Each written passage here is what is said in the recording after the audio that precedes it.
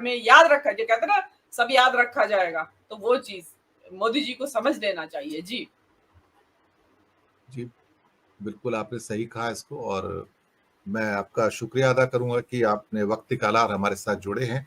तो बहुत बहुत धन्यवाद आपका मीनू जान जी, और आप कभी बीच में साइन ऑफ कर सकते हैं। मैं जी जी अरुण कुमार जी के पास आता हूं, और इस बीच में हमारे साथ डॉक्टर शुजात अली भी जुड़ गए हैं हैदराबाद से। बहुत बहुत स्वागत है सर आपका भी। अरुण कुमार जी, आपने मीनू जी की बात सुनी, और कहीं ना कहीं अब ये चीजें मुझे लगता है कि वहां तक पहुंचनी शुरू हो गई हैं, जिसे दिल्ली का गलियारा कहते हैं, दिल्ली दरबार कहते हैं, या फिर 7 लोक कल्याण मार्ग कहते हैं। वो जो भूकंप के जो कंपन होते हैं ना, और वो रिक्टर स्केल पे कम से कम नहीं तो ये 8 और 9 का भूकंप है। ये कोई 7.8 या 6.7 का भूकंप नहीं है। 7 लोक कल्याण मार्ग में 8 और 8.5 और 9 रिक्टर स्केल के भूकंप आ रहे हैं सर वहां पे। और ये इसका जो एपी सेंटर है, इसका मेन महाराष्ट्र और उत्तर प्रदेश से निकल के आ रहा है, जहां पर इतना सारा जन सैलाब हमें देखने को मिला है। कहीं ना कहीं जब बदलाव आता है तो जड़ें अगर मजबूत हो तो पेड़ कम हिलता है, लेकिन इनकी जड़ें कमजोर हो गई थी क्योंकि वो पाप के ऊपर खड़ी थी। और सबसे बड़ा जो इनका चक्कर हुआ वो उड़ीसा से निकला। 21 में से 12 सीटें अभी चुनाव के लिए बाकी हैं, और वहां पर हालात कुछ इस किस्म के पैदा हो गए हैं कि वहां संबित पात्रा बोल बैठे हैं कि भाई जगन्नाथ जी तो ब्रह्मांड के स्वामी दरअसल मोदी जी के भक्त हैं। तो ये सारी बातें हुई हैं, लेकिन इस बीच हमारे साथ शायद 10 मिनट के लिए जुड़े हैं ज्ञान प्रकाश जी। मैं अरुण जी, मैं थोड़े से माफी से इनका थोड़ा एक फीड ले लेता हूं। वो उत्तर प्रदेश की खास फीड देने जा रहे हैं अभी, ये 6ठे और 7वें चरण की, और विशेष रूप से 10 मिनट के लिए आए हैं। तो मैं सीधा ज्ञान प्रकाश जी आपके पास सीधा ही आ जाता हूं।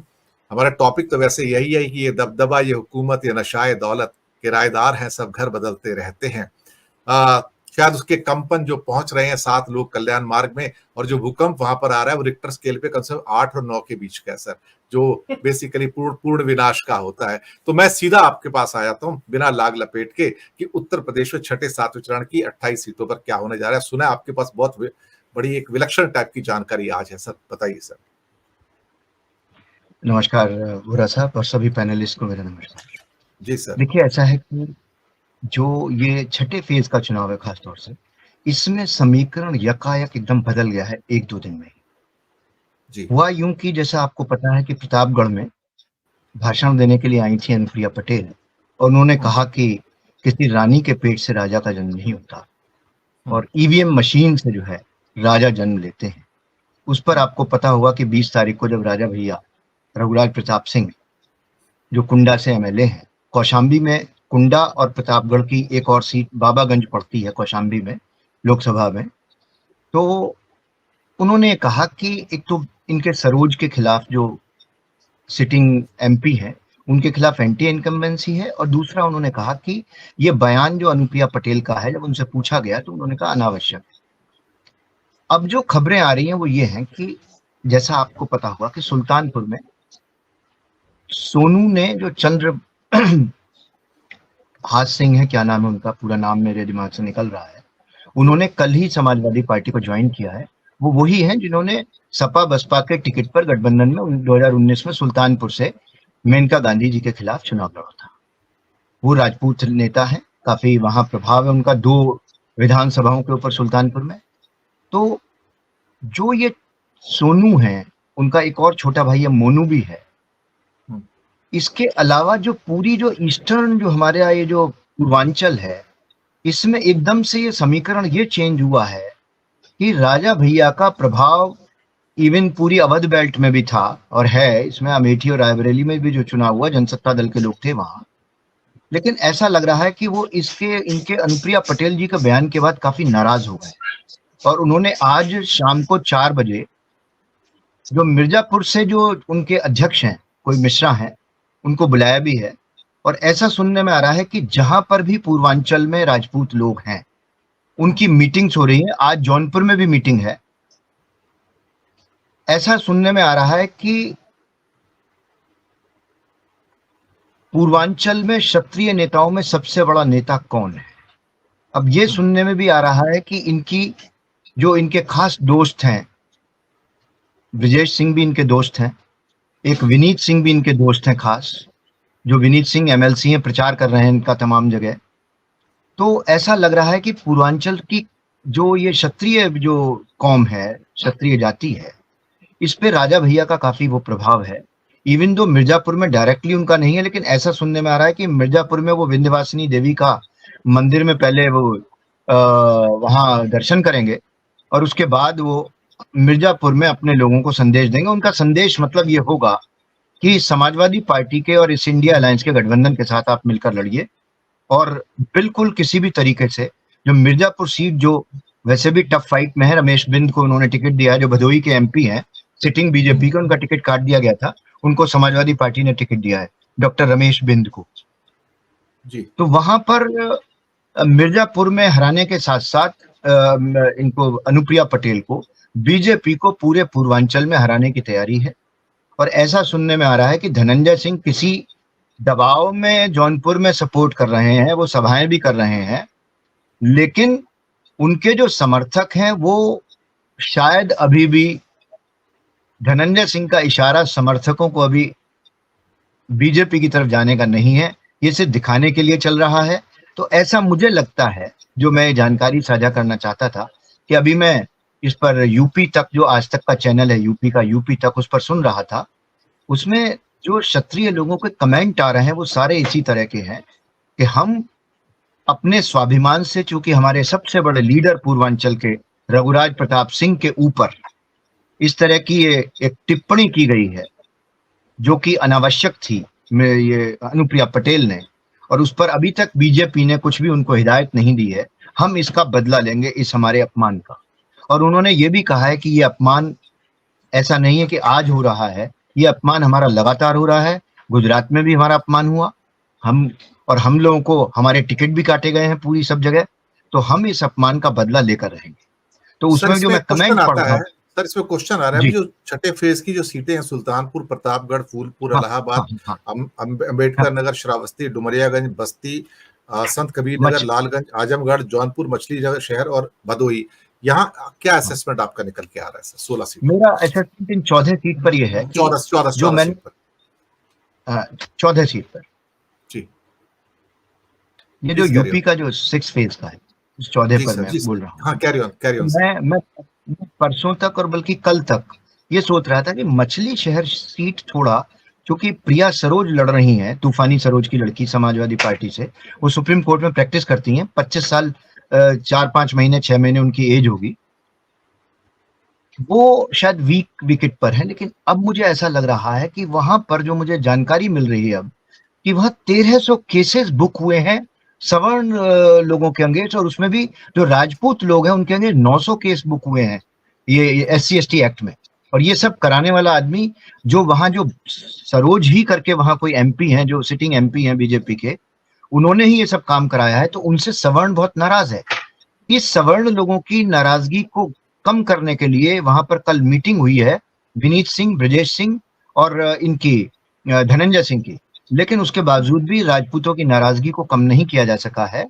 और वो जो मछली शहर है, वहां पर समाजवादी पार्टी को सवर्णों का एक मुश्त वोट मिलता हुआ दिखाई दे रहा है। और दूसरी बात यह कि एंटी इनकम्बेंसी है। लास्ट टाइम वो 183 वोट से जीते थे, इस बार मामला टफ हो गया है मछली शहर में भी। बाकी जो 14 सीट आप मुझसे पूछ रहे थे, मछली शहर इंक्लूडिंग मछली शहर, बाकी जो 13 सीट बची हैं, उन 13 सीट में मेरा अपना ख्याल है कि 9 seat Samajwadi party India alliance का गठबंधन जीत सकता है। मैं बाकी हर सीट की आप डिटेल्स मुझे चाहिए कि जौनपुर में क्या है या आजमगढ़ में क्या है। आजमगढ़ में कल डिम्पल यादव की एक रोड शो भी थी, 2 सभाएं थी। आज उनकी 2 सभाएं हैं, बिरलियागंज और एक और जगह पर अखिलेश यादव की बहुत जबरदस्त सभाएं हैं। बैरिकेड संत कबीर नगर में टूटा है। आजमगढ़ में कल बहुत जबरदस्त वो था, डिम्पल यादव को उनके सिक्योरिटी गार्ड्स को बड़ी मुश्किल से मंच पर लेकर जाना पड़ा, बहुत मुश्किल से। बहुत जबरदस्त सभाएं हैं। फूलपुर के अंदर भी बहुत बड़ी सभाएं हुई हैं, अथाह जनसमूह था वहां पे। फूलपुर में अमरनाथ मौर्य लड़ रहे हैं समाजवादी पार्टी से, जिनके लिए राहुल गांधी और वो पहले सभा करने गए थे, लेकिन वहां पर इतना ज्यादा वो कैओस हो गया, बैरिकेड टूट गए। बहुत वहां करीबन ऐसा समझाया जाता है कि 2.5 लाख 3.25 लाख क्राउड था, और उन लोगों ने इतनी नारेबाजी की, माइक टूट गया, माइक को ले जाने वाले जो वायर्स थे वो सब टूट गए, वो सब वो हो गया। तो इन दोनों को सभा में भाषण देने बिना ही लौटना पड़ा, लेकिन उन्होंने अपना कोई इंटरव्यू किया दोनों ने एक दूसरे का, और वो फिर बाद में प्रचारित हुआ।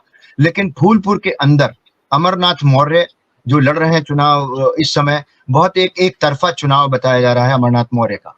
अमरनाथ मौर्य यादव और मुस्लिम कॉम्बिनेशन में बहुत तगड़ा चल रहा है। और फूलपुर में जो पुराने कांग्रेसी हैं, क्योंकि फूलपुर वो जगह है जहां से जवाहरलाल नेहरू ने अपना पहला चुनाव लड़ा, तो मेरे ख्याल से इस समय जो अवध की ये वाली बेल्ट है, जो प्रयागराज जहां चुनाव में जा रही है, जहां पर ये उज्जवल रमन सिंह लड़ रहे हैं, रेवती रमन सिंह के लड़के, तो इनका जो कास्ट इक्वेशन है, कास्ट कॉम्बिनेशन है, वो बहुत अच्छा है।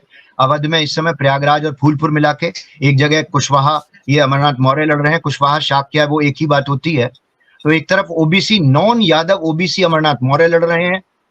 तो जैसा मैंने आपको वोरा साहब एक बार पहले भी बताया था, ये जो पूरा इस बार का जो सोशल इंजीनियरिंग की है अखिलेश यादव ने, कि फैजाबाद सीट पर 77 साल के बाद एक जनरल सीट पर उन्होंने उनको उतारा है, एक शेड्यूल्ड कास्ट आदमी को, ये बहुत बड़ी चीज थी। मेरठ में, मैं मेरठ से आता हूं, मेरठ में मेरी जानकारी में कभी भी आज तक जनरल सीट पर शेड्यूल कास्ट को नहीं उतारा गया, लेकिन सुनीता वर्मा को उतारकर उन्होंने अरुण गोविल को हरा दिया है। Arun Govil is losing the seat according to me. ये जो 14 सीट हैं, आप फूलपुर पूछ रहे थे, प्रयागराज में भी बहुत स्ट्रॉन्ग विकेट पर हैं ये उज्जवल रमन सिंह। इसके अलावा जौनपुर बाबू सिंह कुशवाहा बहुत अच्छा लड़ रहे हैं चुनाव, और वहां कुशवाहा वोट 3.25 लाख है। यादव और मुस्लिम को, ये आजमगढ़ एक ऐसी सीट है जहां धर्मेंद्र यादव लड़ रहे हैं, भतीजे इनके मुलायम सिंह यादव के। वो एक ऐसी सीट है जहां पर 8 की 8 विधानसभाएं इन्होंने जीती हैं आजमगढ़ की। जौनपुर के अंदर बहुत अच्छा संघर्ष है।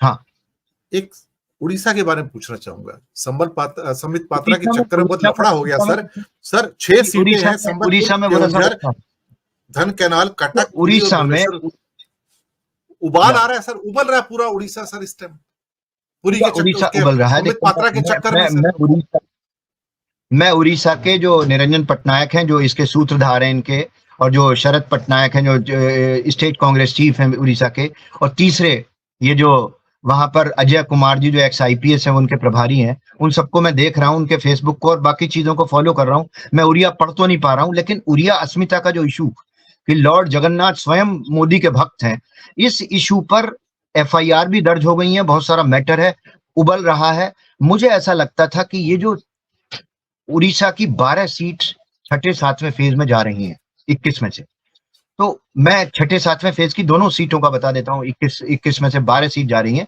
और 12 का चूंकि वहां एक पार्लियामेंट्री कॉन्स्टिट्यूएंसी में 7 असेंबली सेगमेंट्स हैं, तो 84 असेंबली सेगमेंट्स की भी जा रही है बात। तो मुझे ऐसा लगता है कि पहले वहां पर जहां बीजेपी BJD का जहां कंटेस्ट था, वो सब ध्यान देना कि लास्ट इलेक्शन में हर जगह बीजेपी BJD के कंटेस्ट से, बहुत कम जगह ऐसी थी कि जहां BJD का कांग्रेस से कंटेस्ट था या बीजेपी का कांग्रेस से कंटेस्ट था। अभी आज की डेट में ऐसा हुआ है कि कुछ 31 सीट पर डायरेक्ट कांग्रेस का बीजेपी से या तो फाइट है या कांग्रेस का BJD से फाइट है 84 में। और ये जो गई हुई सीट्स हैं 147 जो मैं आपको बता रहा था, जो मतलब विधानसभा सीट की बात कर रहे हैं आप?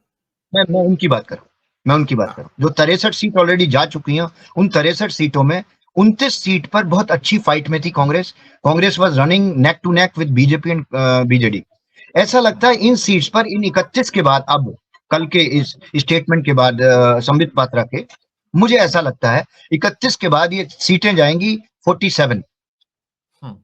ये 16 सीट पर अब डायरेक्ट कंटेस्ट BJD और कांग्रेस का हो जाएगा। बीजेपी 3rd प्लेस पर चली जाएगी उन सीट पर। ये जो सप्तऋषि उल्का की सीट है कोरापुट, ये जो आपकी बालासोर की सीट है श्रीकांत जेना के अपने आने वाले 7 वो विधानसभा भी जीत रहे हैं, और वो बालासोर की सीट जो मेरा ख्याल है वो जीत रहे हैं। इसलिए वहां जो सीट, मुझे ऐसा लगता था कि 4 सीट मिलने वाली हैं कांग्रेस को, वो शायद बढ़कर 8 या 9 हो सकती हैं उड़ीसा के अंदर जी। और कांग्रेस तेलंगाना जो है जहां पर कांग्रेस कहीं फाइट में नहीं थी 1.5 महीने पहले, और ऐसा लग रहा था कि बीजेपी और BRS का कंटेस्ट है, it may be another Telangana for Congress Orissa. बहुत बहुत बहुत शुक्रिया ज्ञान जी, आप आए और आपने महत्वपूर्ण जानकारियां हमारे दर्शकों तक पहुंचाई हैं। बहुत बहुत मैं धन्यवाद। आपके और साथ अपनी हूँ, मालूम है, 5 मिनट में मैं अरुण कुमार शर्मा जी और डॉक्टर शुजात अली वगैरह को सुनना पसंद करूंगा। I am with you for another so much time. It so is so kind my of this. privilege to listen these very learned persons. जी जी जी, अरुण कुमार जी आपके पास आता हूँ फिर मैं।